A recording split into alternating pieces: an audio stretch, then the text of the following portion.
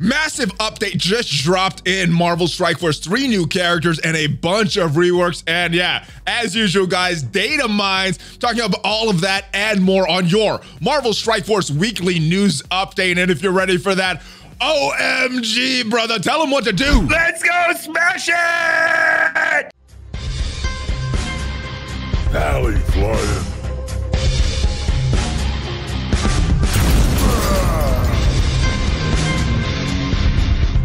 Woo, get hyped, guys. Welcome to the channel. I am ValleyFlyin. Welcome to the ValleyFlyin channel. And it is time for your Marvel Strike Force weekly news update. I am joined by my brother this week. OMG, how are you doing? Doing amazing. I'm loving the update so far. We've got some bugs. We've got some good characters. We've got some data mines. So sounds like a normal update for Marvel Strike Force, bro. All the time. Bugs, new characters, data mines. It is par for the course, brother. But let's go and talk about our girl Squirrel Girl. Now, she was just added to the game. We saw this blog post a while ago. This kit, though, did not have numbers. She is in the game now. Now that you see the numbers, you see her base stats. What is your impression of Squirrel Girl? Well, first of all, the drain number is lower than I thought it was going to be. I was, with the T4, it's at 20%. I think a lot of people were shooting for 30% on that. The kit is still quite good. Yes, she's great. This is going to make a very good defensive war team. And then having that 3/3 cleanse on her middle ability with the T4, of course. She's going to need, like, my goodness, like 3 T4s or something. My goodness, there's so many of them. Yeah, but you say 3, the basic maybe you can skip, but I do think she needs definitely 2. The special, awesome. You need to clear all those the effects, and then this passive, but I don't know.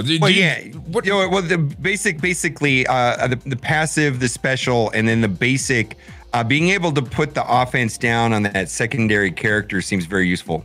Yeah, all the time instead of that 50%. Instead of 50%.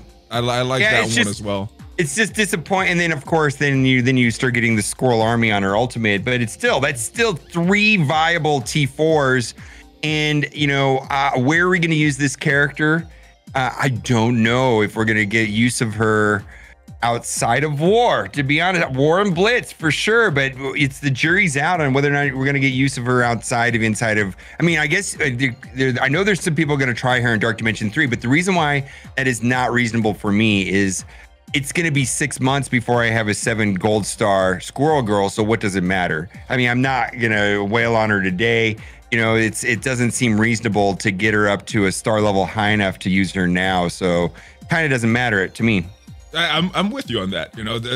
I think her kit looks very solid, and maybe she will have some use in Dark Dimension 3, maybe some use in Ultimus 7, but it's going to be a long time for most players to get those gold stars, to get those red stars, to make her even viable in this game mode. So what would the use for her be right now? I think it is on this full Young Avengers team. It's like a better version of the Hero Brawlers. They got that drain, they got a little bit of healing.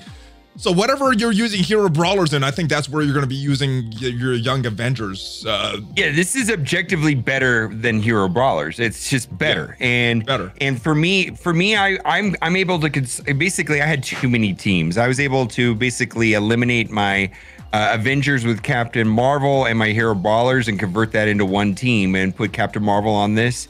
And it's going to be a better defensive team, absolutely. Of course, when I get the T4s, it's getting even better, at least on her passive. At a minimum, that's where I'm going to start, is on her passive. The rest we'll see if I need it, but I'm just going to be using them on defense and war, and the jury's out if I'll get use out of her anywhere else now. New characters, there's inherent power creep, so that means she is a better than most characters in the game, of course. Is she a top 10 character? I don't know. Top 20 character? Maybe. She might get a lot of use in PvP, because in PvP, you could effectively ruin someone's plan by, banning Scientist Supreme, Invisible Woman. Now you're going to have 2 more choices between Emma Frost and Squirrel Girl for something that cleanses. Probably more of a factor in that balanced PvP for a lot of players, right? Until they get those gold and red stars. Yeah, balanced PvP, yeah. All right, well, let's talk about her usage, because you said you're going to combine her right now into like a Young Avengers / Avengers hybrid team.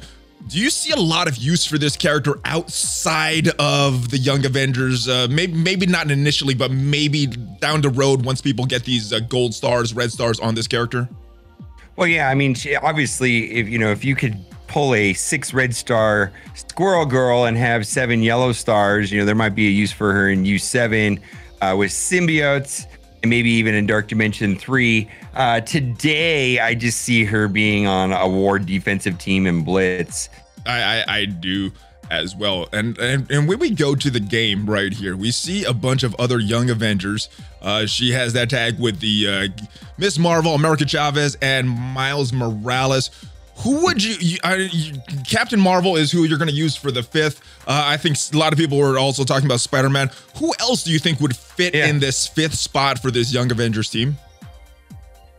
Well, I mean, it's just about where else you're going to use the characters. And for me, I'm going to consolidate, get rid of my Avengers team because they're not good right now. Yeah. And transpose Captain Marvel onto this.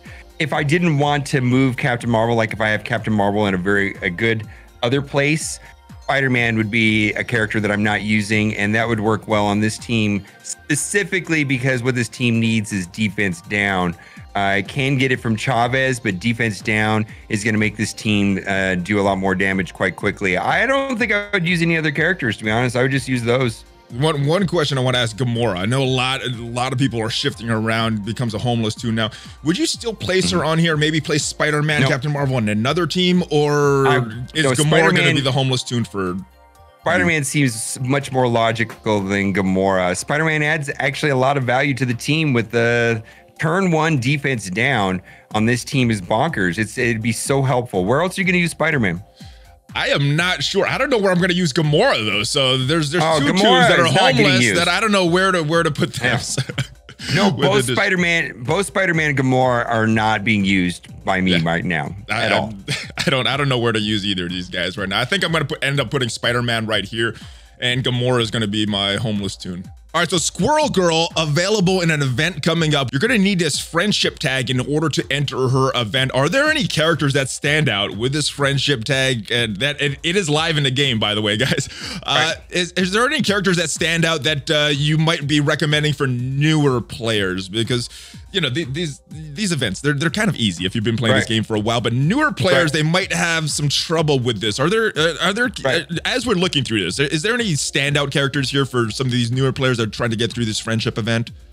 Okay, well, 2 things. Most players are just going to be able to take whatever they have and run through it autoplay. That's going to be fine. But we're talking about people that are choosing to start off new characters and worried about investing too many resources in the wrong characters. I think there's 3 really good choices right here of characters to focus on that you can use in many other places of the game, and the resources will not be wasted ever. And that would be Rocket, Groot, and Scientist Supreme. And then I think you can take your other 2 favorite characters and you'll be just fine. I agree. Now, if you're looking for some long-term value, I see Thor here. He's part of that Black Bolt unlock. So is Sif. So there's a bunch of characters that will give you some value later on. Karnak as well. I almost forgot about Karnak. So a bunch of different good characters with this friendship tag. But when we go to this orb here, the orb that's going to be the friendship tag. Friendship, Proxima Corvus, friendship. I think they're a little more than friends, but I'm trying to understand. Are they friends with each other? Are they friends with the world? What does that mean? I don't understand. Dude. They're married in their cosmic sense. They're very friendly.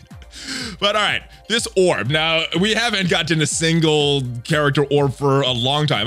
Minerva might have been the last one, or the first one that's doing these multi-character orbs. Are there any characters in here that excite you about this orb right here? Not really. Besides Squirrel Girl. I know you're super excited for Squirrel Girl. I mean, Toad is Blitz Store. Oh my God, scroll up a little bit. Toad's Blitz Store.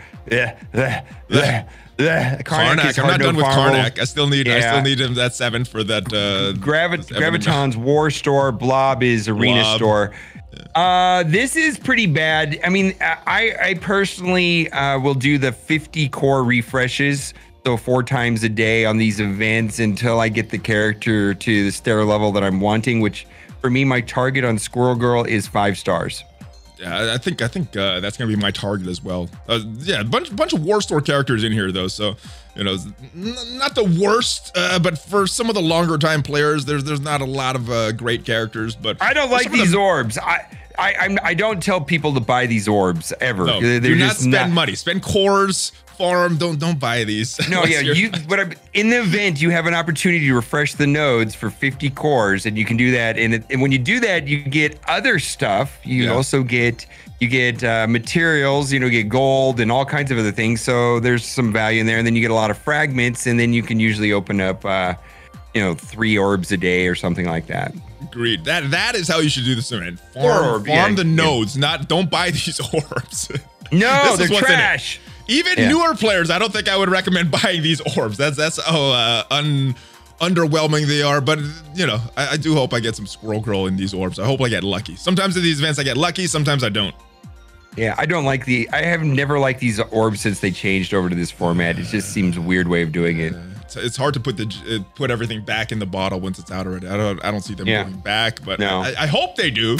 All right, so Beast, we got his kit revealed in a blog post late last week. Obviously, he is in the game right now, and we know the full stats of Beast, his base stats. We know the numbers on his kit. Yeah. What is your first impression when you first saw this Beast kit right here? Okay, 2 things. First of all, we haven't played it, which is the irony of this character is that I see this character as being the least desirable of the 3. But on the flip side, I probably will end up using him the most because I do have a fully developed X-Men team, and I probably use them in other places inside of Raid. It's possible that Beast being the most lackluster on paper will be used the most. What I see happening with this team is running an X-Men team in the early nodes of U7 and getting Storm and Cyclops max charged, and then saving it for a mini boss or boss node. And that just means more use than just war at this point. And then of course, later they could add a campaign node that is required by them. I mean, that's the whole worry about this kit is that is passive, and the way that it interacts with Phoenix is that they're going to create some sort of campaign node where it's pretty much mandatory to have Beast. So I'm not really it's interesting. He's probably the least attractive on paper, but I have a feeling I'm going to use him the most times per week. That makes sense because you say you're planning to use the Young Avengers on War Defense. The Marauders obviously a War Defense team for Emma Frost, so but she might be different. She might be a diamond in the rough. Her kit looks sick. I see what you did there. Oh, you see what I did there? She might be a bonkers PvP character. She might be a bonkers arena character. We will see. Her kit looks really strong. But as far as initial usage, like in the first month, we all have the characters and we just do our normal thing with them. I probably end up using Beast the most. Yeah, that makes sense. Now, I do want to get to the usage because his release now kind of confuses me. But let's talk about his passive because you did mention that. This line right here. Now, you're thinking that this could be some content coming out later for endgame players, that some more difficult content that we're going to need Phoenix, we're going to need Beast in order to get the 3-star on that.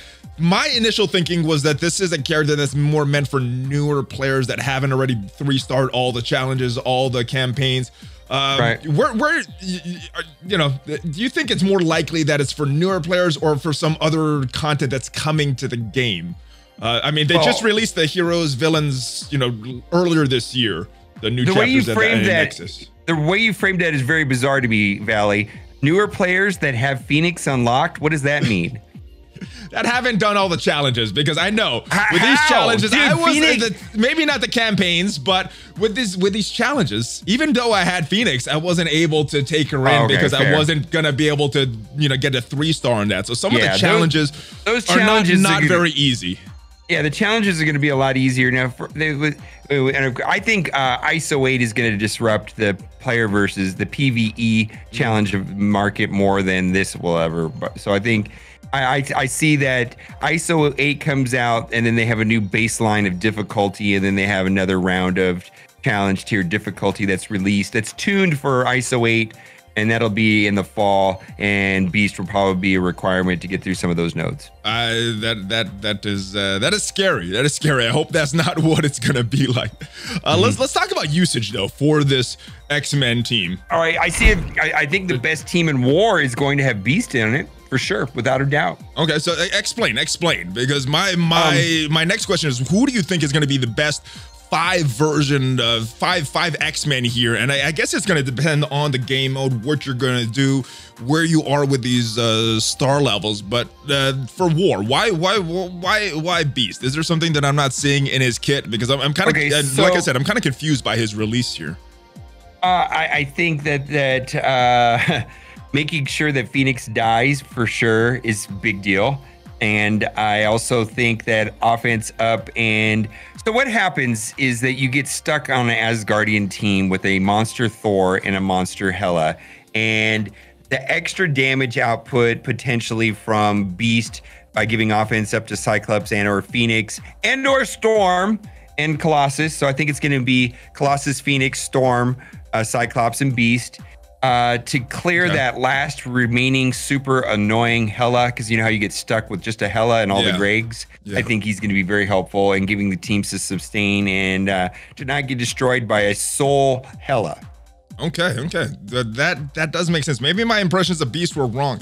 I guess it's kind of influenced by what a lot of people are thinking, that he's going to be a raid character. I just don't see them being raid viable even with I his don't think kit. So that's why it kind of confused me. But maybe a better. It's going to be a War offense team, and you know, and then what if Beast is the necessary component to do slight punch downs versus Black Order? What if this, because you know he does clear positive effects on assists, he clears positive effects on his basic attack, and then that is kind of the trick to defeating the Black Order, is to clear all the death proofs on Cull.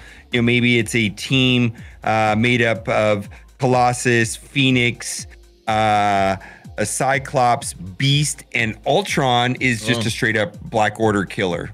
Possibly. I mean, and Fox Next, aka Scopely, they kind of have a history of doing that, making a faction be meta, and then another faction overtaking them, and then releasing one character and bringing that past faction back into the meta. So maybe Beast is that character to allow the X-Men to counter the Black Order. Well, I mean, just think about it. I mean, you take out Psylocke, right, and you put in Beast. Beast, you know, you get through it, and Beast helps them get to the Cyclops and the Phoenix Ultimate and just take out the entire team. And I mean, if you can wait long enough and get the offense up and the defense up and pop off those two characters, it pretty much can get through anything. God, yeah, I'm very curious. It does make sense on paper what you're saying. So curious to see when he comes to the game, and I'm curious to see how strong your Beast needs to be, because I think initially, you know, when characters come out, they're gonna have, most players are gonna have some very weak Beasts, maybe 3-star, 4-star, possibly 5-star, but not a lot of red stars. So I'm not sure when this character will become viable. I would be happy if my 4-5 71 12 Beast helps me beat Black Order in Alliance Wars. I would be happy. That would be impressive. And last but not least, we also had Emma Frost drop during this update. Very interesting kit. I was surprised she doesn't have the Marauder tag, but apparently she doesn't need it with all these reworks that are happening to these characters. Initial thoughts on Emma Frost based on what we've seen in her kit. How strong is she going to make this Marauders team? Or maybe not even Marauders, maybe some other mutant villains that she's going to be a part of. Okay, well, first things first, like, I really want to see how strong she is in the diamond form when she has the charge.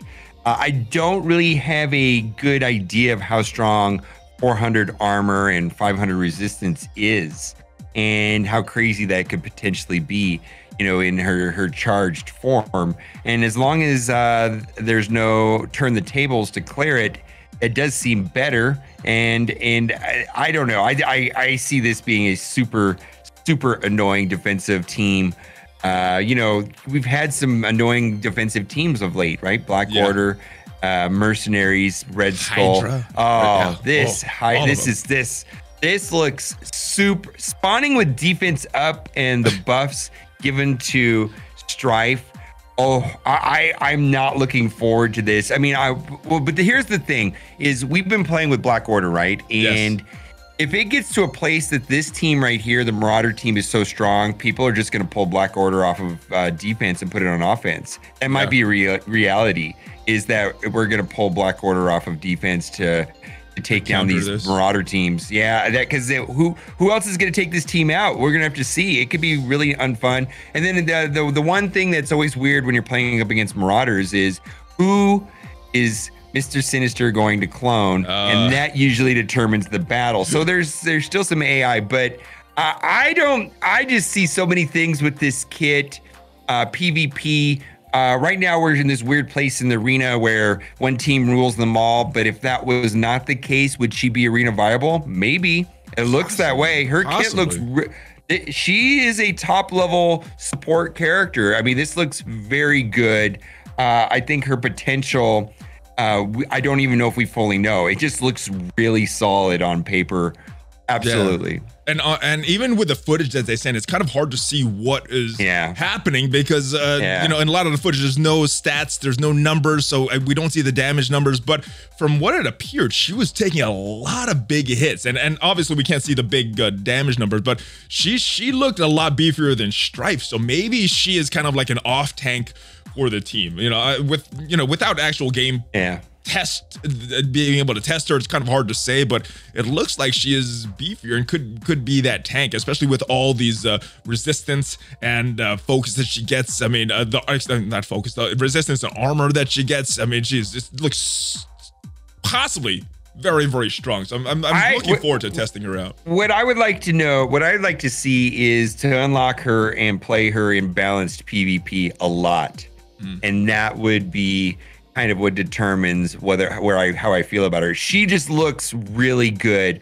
First of all, let's just put it out there, man. A 3/3 cleanse on her middle ability. We haven't even had that before. I mean, other than Squirrel Girl, and now we're getting two characters that can do that. That alone being super tanky, having a way of she's got all. She could be really good. She looks so good. 3/3, man, that's low cooldowns. That's highly playable. I mean, this is highly playable. This is what made Squirrel Girl, like people like, oh, Squirrel Girl used outside of this team. She's got the exact same thing on her. Yeah, plus more. Okay, but she doesn't look squishy. No. Emma Frost looks like she's gonna hang out for the entire match. It'd be super annoying and turn the tables. You know, Rex. That's gonna be one of those things. It's like, you know what I mean? I just see this as being really good. It just looks really, really good. I like her. I can't wait till she comes out. I think she's the best of the bunch out of these three characters. Yeah. I'm the most excited about her. I hate to say this, but it's funny. I said this early in the video. Even though Beast Kit looks like I'm wondering if I'm going to be playing him the most. And me personally, I'm saving my red stars.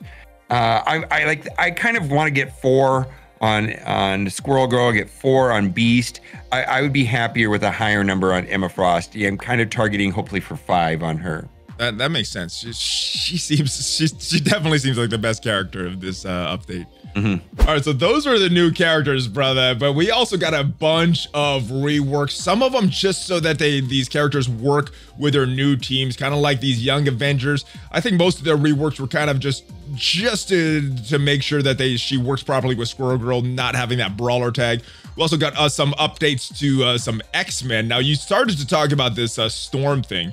What do you like best about this Storm mechanic? I saw you talk about in one of your videos about the charging for raids. Oh, there's two things that we could talk about this. I mean, the problem with Storm inside of U7 was that it'd take too many nodes for her to charge up, and you might have to go through 2 nodes. But now you could basically probably get her and Cyclops fully charged in the first node, and then save them for a mini boss or maybe a 2-tap on the final boss. The other thing too is that, let's say you're going to use Beast with Storm and Cyclops and Colossus and Phoenix against Asgardians, something like that.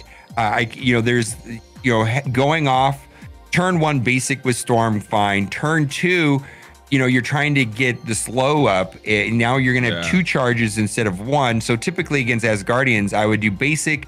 Then turn 2, I would do her middle ability. And if she survives and makes it to the third final blow, which maybe would be against a stealth Hela or something like that, she could do a monster AoE, and well, not a monster, but a 2-charge AoE. And but it's interesting. It's better than it was before. I think there's always been problems with Storm's special, but this right here, having the flexibility of a 50% chance, which is reasonable, I think, reward. I mean, I think it's an interesting dynamic, actually. I think this does improve it a lot. I would have liked to see this 100% if Beast was an ally. I never liked that the special consumed all of her charges and the ultimate consumes all of her charges. I just never liked that about her kit. So I would have liked this to be 100% chance if Beast is an ally, but 50% chance it's a step in the right direction. More flexibility for Cyclops and Wolverine. I guess the 2-turn taunt for Phoenix helps her die a little sooner, so that just makes the X-Men a little better. Any thoughts on the rest of these X-Men reworks? Yeah, here? Cyclops and Wolverine had those boosts, but they were specific to being paired up with another character like Psylocke.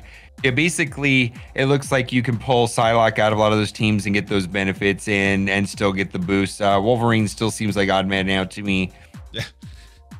And then last but not least, let's talk about these Marauder reworks, because there was a bunch of them. I think the biggest one is Strife. So let's talk about him last. But Sabretooth, little extra damage. Actually, not a little extra damage. This is for mutant ally. Used to breed per Marauder ally. So just getting that mutant tag to kind of go, because Emma Frost doesn't have that Marauder tag. Mr. Sinister. Not a lot changed here. He does help Strife a little bit more. Most of the updates to his passive just to include Emma Frost on a lot of his the passive that he gets, but helping Strife. Toad, this doesn't affect the Marauders, but helps that Brotherhood a little to counter that shield team if you don't have Toad fully built up. But I think the big one is Strife here. What are your thoughts on all these reworks of Strife? Do you think it's going to help to make him the beefy tank that he was supposed to be, or do you think he's just still that weak link on this Marauders team?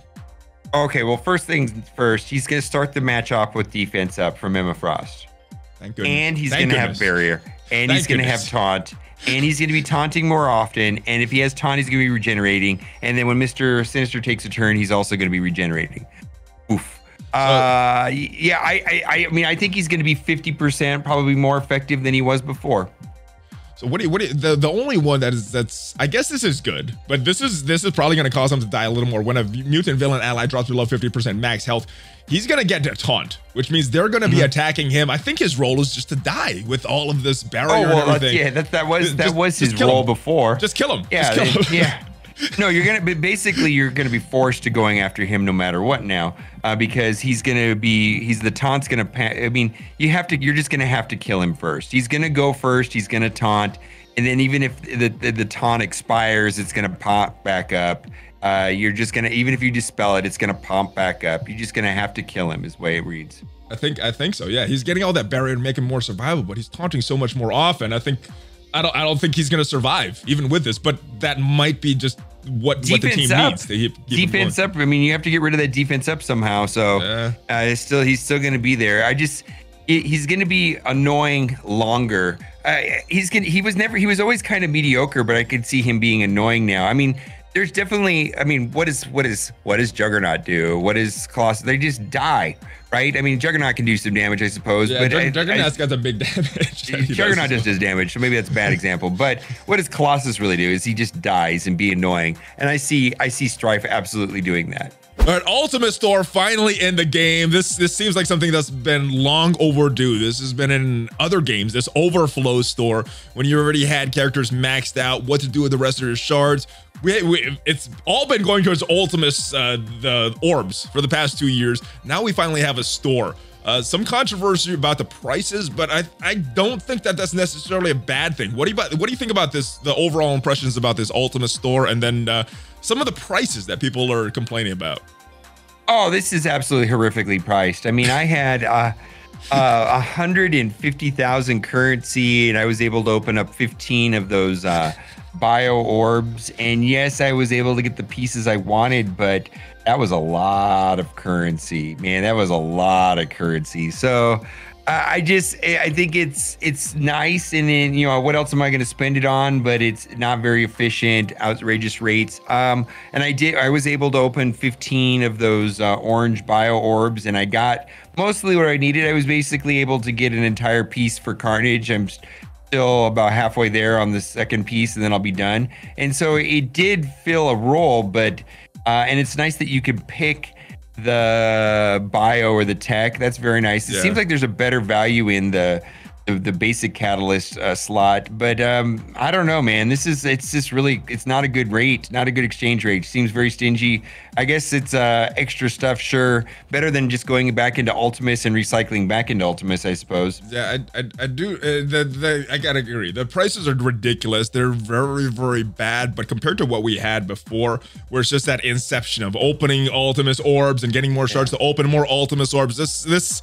As bad as the pricing is, this is a lot better in my opinion. Because nobody's excited about it. Nobody is excited about this, frankly. I mean, I almost wonder if just opening the orbs and maybe getting Proxima shards would have been a better option. I don't know. Yeah, so I think they actually switched the drop rates of Ultimus in this as well. Would you have preferred them to just keep the Ultimus orbs as it is and just add this in addition, or? Yeah, I don't like the change. I don't need more Ultimus. Like I've got Ultimus already. It just like the change to the orb itself is not a good thing. You will get a 7-star Ultimus someday, and then boosting. It's like, do you really want to have 10 Wolverine shards per day? So what? You know what I mean? It doesn't help.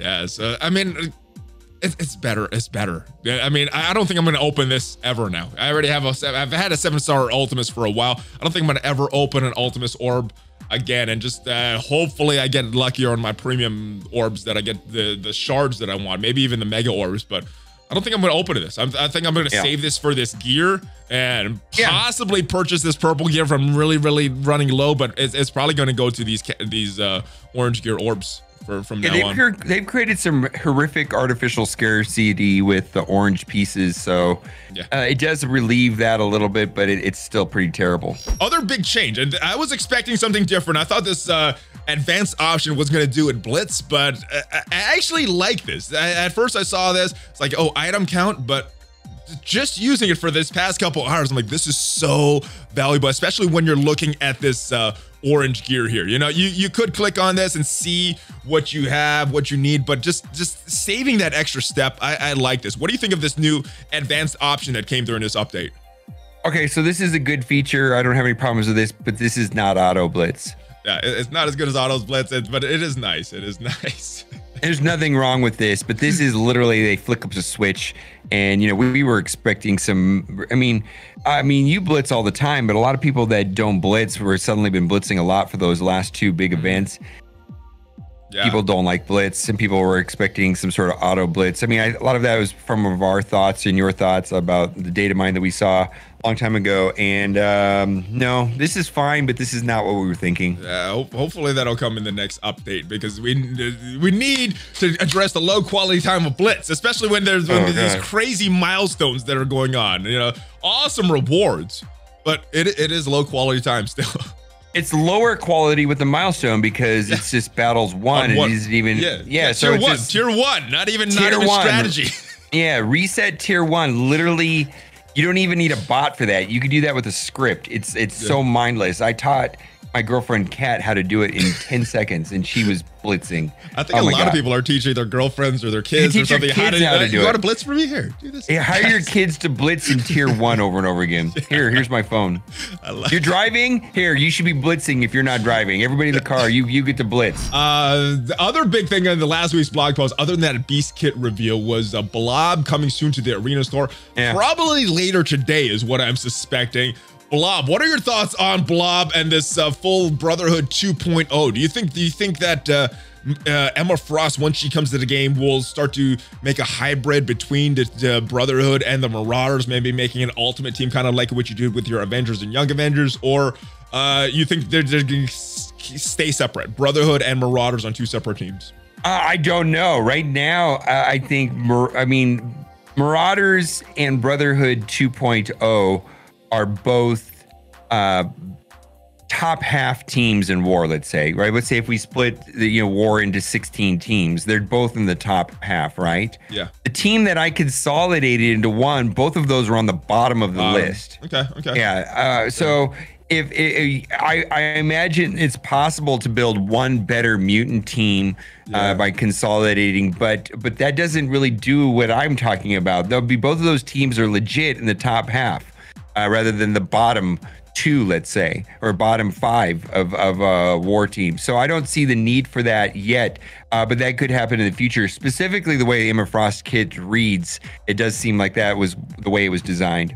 Do you think a hybrid of those two teams will be viable in other game modes? Maybe raid, maybe something else, or do you think these teams are just meant for war at this time? Emma Frost looks like she has so much possibility, and I know there's some people that are using Magneto in raids or in certain nodes, in some hybrid team, and maybe she'll make that more of a thing also. But I think we've got a lot of other tools for U7 raids that are not probably likely in the villain mutant category.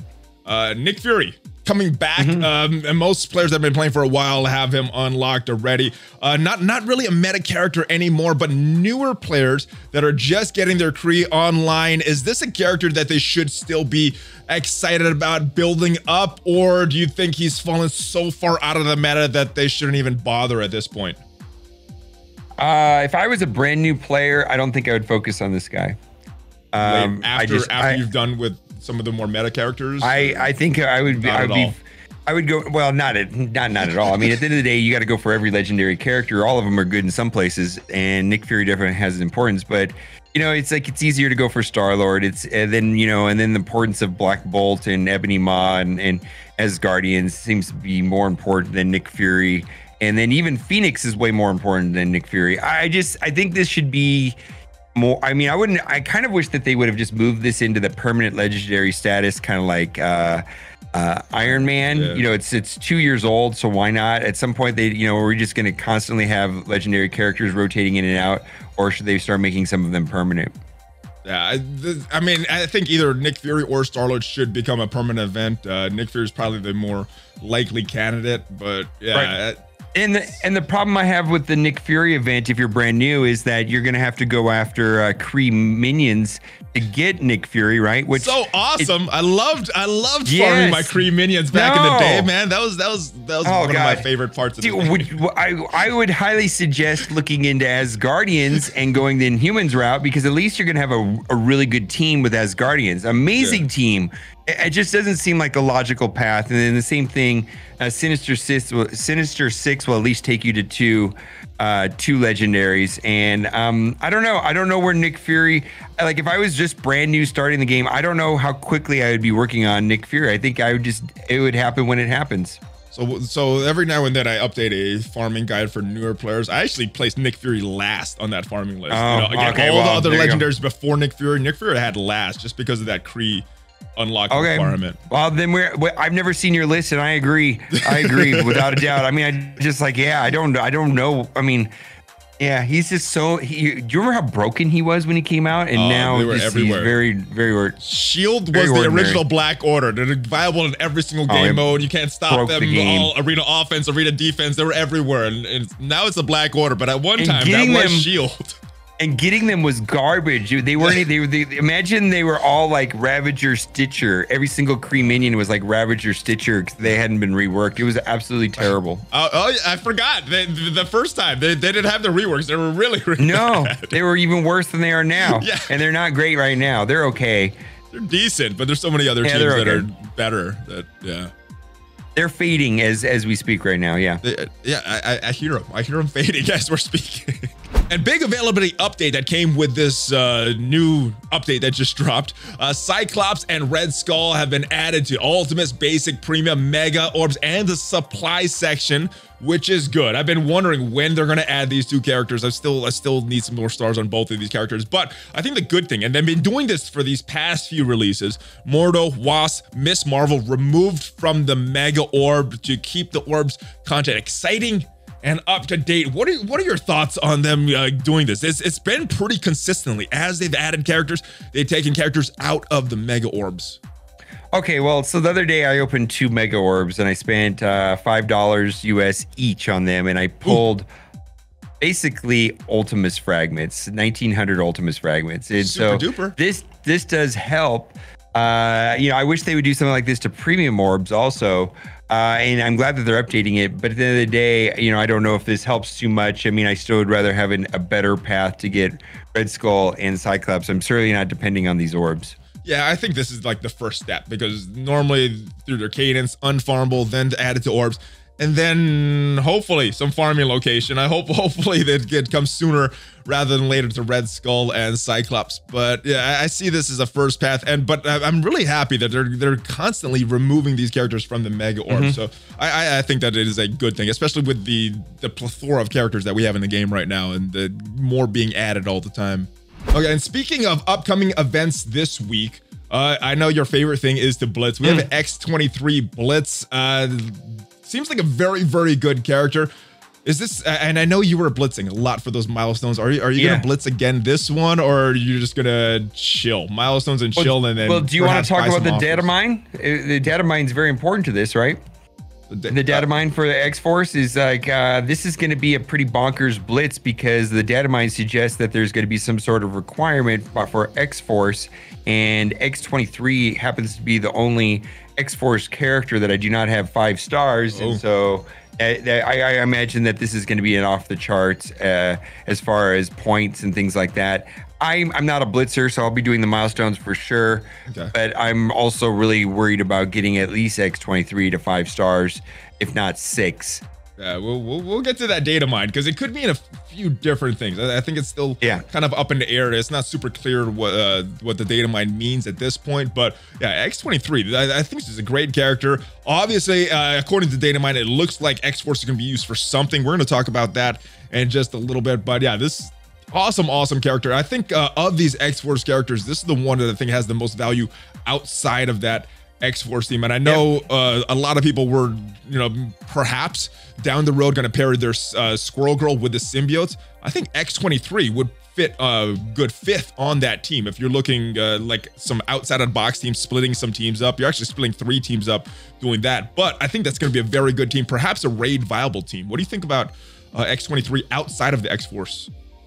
Again, the problem I have with that idea is, you know, you're talking about U7, right? I can't imagine taking anything into U7, at least 5 red stars, 7 gold stars. You know what I mean? And just, I don't have access to that. All right, maybe down the road. Yeah. On paper, it looks good though. On paper, it looks good. Yeah, I have so many other options right now than spending all that money to get her all the way up there. I just don't see that happening. Every update, there is bugs, and I think this is the biggest one. We tested this out on your stream last night. The issue with Mr. Sinister, when Mr. Sinister clones a Phoenix and the Phoenix dies, Dark Phoenix is not being summoned. We tested this out a few different ways on your stream last night. Yeah, I guess my question is, how soon do you expect this to be fixed? And are you hearing reports of any other bugs? Well, or any major bugs? Let me restate this. Imagine that Mr. Sinister cloned Light Phoenix, and then when the regular Phoenix died, magically somehow 2 Dark Phoenix summoned. I promise you that would got fixed already. You're not even wearing your tinfoil hat. What is going on here? So here's the rule for bug fixes. If it's in the player's advantage, like the scenario I described, it gets fixed instantly. Something like this right here, it'll get fixed someday. You guys can just hang on and just wait for us to get to it when we can. I don't. Why would this be anything that is a disadvantage to the player doesn't seem to get fixed, if ever, or very quickly. But if this was like something that would just like, oh my God, Phoenix is all over the, like with the way I described it, they would fix it instantly. So I don't know. Yeah, I mean, we were able to recreate this bug yesterday on stream and provide the developers for the footage, and they thanked us for helping them with that, I guess. It could get fixed soon, but again, I don't see this being a high priority for them unless it's in the other way. Well, I gotta push back on you. You're the one that informed the devs of this, so it might get fixed quicker than I don't have any some of these other bugs. All I do is show them. All I show them is video clips and Reddit posts, and then that's it. That's all I do. Whatever they do with that information is up to them. But you know, Reddit posts, they usually are on top of Reddit, right? Let's say there's a bug or something, and sometimes they just need direction to look at the Reddit post. That's all I really ever do. Is like, hey, this is blowing up. People are talking to me about this. Will you take a look at this Reddit post? And that's typically how our communication goes. Fix your game. Yeah, maybe a little bit of that. Yeah, a little bit of screaming to go along with it. One of my favorite parts every time an update drops is all these data mines that we get, and we've got a bunch. I'm gonna try to highlight the ones that I think are important, but we have a bunch. You guys could go to Discord if you want to check that out. First one I want to talk about is this one, though. It looks like there is an event coming up, a 14-day login calendar featuring silver and gold promotion credits. I like these. I like that when we're getting these silver and gold promotion credits. I think one of the most fun time I've had in the game was when I've had enough credits to buy someone in the store and I'm just refreshing, waiting for them to pop up in that store. What are your thoughts on this event? Do you think, how excited for more promotion credits are you? Okay, well, yeah, of course, promotion credits, yes. I mean, anything that gives us some sort of options into control over our roster, I think I'm in favor of. Now, the problem I have with the way that they're doing this, it seems like silver and gold promotion credits are exclusively rationed like an allowance to us. There's never any options or way of pursuing or getting extra, or it's literally we're all allocated a certain amount no matter what, and every person's the same, and the only choice to make is what character to upgrade. But there's really no methods or way of getting more other than spending ungodly amounts of money. Way harder. That's the solution to everything in Marvel Strike Force. But their pricing schedule on these promotion credits, silver, 50 promotion credits for $35 US is the most absurd thing I've ever seen. And what, dude, that's the only way you can actually get more than the guy next to you is spending absurd amounts of money. And because there's no other way of farming them or playing better or playing smarter. It's literally, here's your ration. Thank you very much. And hopefully you don't upgrade like horrible characters. So yeah, I mean, I wish there was a way that we could introduce more of these into the market. I think this is kind of what they're doing, though. Not only are we getting this login character, daily objectives, so just doing your daily objectives for 7 days, we're getting some silver promotion credits, gold promotion credits for the Alliance donations. We get more in those first 3 boxes for the Alliance donations. Of course, this is a data mine. It might not come to the game, but a lot of these data mines recently have eventually come to the game. But yeah, look, I like that they're giving them more of these promotion credits in the economy. As we start to scroll down, you skipped the best part. What did we skip? Oh my God, you skipped the Elite Store. You get the privilege of refreshing the store at 100 power cores as many times as you want. Oh my God, they are so relieved. I thought the best part were these offers, though. Oh, offers of gold, power cores, red stars. That is what I'm looking forward to. How can I am so grateful to play their game. They're gonna allow me to actually. They're gonna only charge me 100 cores to refresh the store. How can I express my gratitude to them? They're giving you more offers that you can review, dude. There's so many offers: gold, red stars, power cores. I would have thought that was the best that I love. Anyway. Well, I hope they don't oversell that Elite Store, because that is not of value to many people. Yeah. I didn't mention it. All right. A lot of this just looks like this is the dialogue from the Squirrel Girl event. And you guys can head over to Discord if you want to read through all of that. But there's some other things that look like they're a little more interesting. Go up a little bit. I got a lot of interest there in right there, Emma Frost's corset. Yeah. I like the improved one the best, though. What about her tippy toe bow? I don't know what that is, but anyways, I have to learn more about that. All right.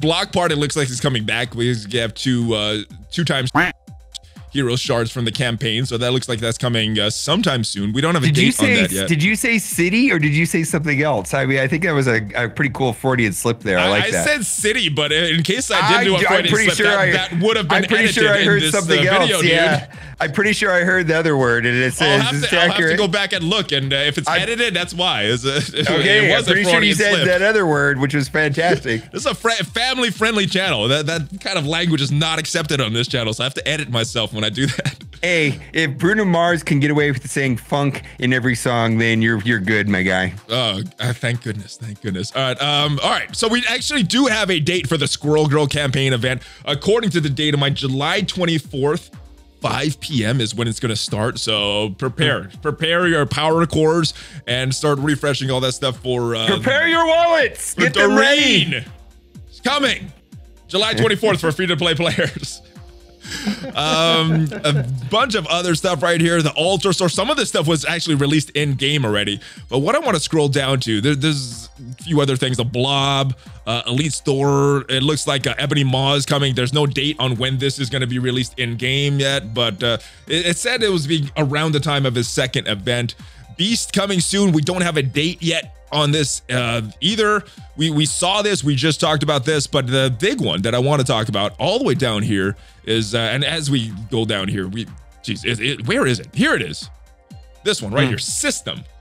We will go under maintenance and 2.9. So this looks like it possibly was an older thing that was in the game, but it looks like using only 5 characters, using 5 friendship characters, and then requires X-Force. And I think a lot of people led us to believe this is an upcoming event that's going to require X-Force, either a flash event or a legendary event. Where are you leaning right now towards what this means in the data mine? Okay, so I've talked about this a little bit yesterday, but it was specifically, here it is. So the rumor and the speculation on the street a couple of weeks ago from Reminix and Tony is that don't sleep on X-Force. It's about time for us to have a legendary character where they're going to gate it by some sort of new character offers. And we haven't had a 6-star unlock in a long time. What if Doc Ock is coming and it's going to be a 6-star unlock? Prepare your wallets, go hard on X-Force. And I went, And here's the thing. This data mine does not contradict that. Doesn't confirm that, but it doesn't contradict it. It does not contradict it. That actually is coded the way that it would if that was true. Now, so it doesn't confirm it or contradict it, and but it does suggest that they're going to do something, either a flash event or a legendary event. And what are they going to do with the flash event? I don't know. We need training mats. We need training mats. That's the only real thing that we don't have an event for. So I'm thinking this is either a flash event for training mats or the next legendary. I'm not sure where I'm leaning what if they did it right now. I know we already have one for Catalyst, but what if they had like an orange Catalyst event? That would actually make me pretty happy too. I would like that more than training mats. That would be way better than training mats. An orange Catalyst event. Yeah, I mean, because the one that we the one that we have now, the Catalyst event, gives next to no SBCs, like 30, like 10 each time. It's not. That's nothing. That's nothing when you need like 1,000 per character. So I need 300 just for one piece of gear. Just for one piece. I know each character. I mean, some characters are 500, but some of them are 1,140. I think the average is around 900 to 1,000. So I don't know. Let me know your comments. Let me know your thoughts in the comments, guys. What do you think this is? A flash event or a legendary event? What is going to require this X-Force? Well, my suggestion with X-Force is blitz harder or wallet harder. You need to make a decision on this X-Force. I think it's going to be important.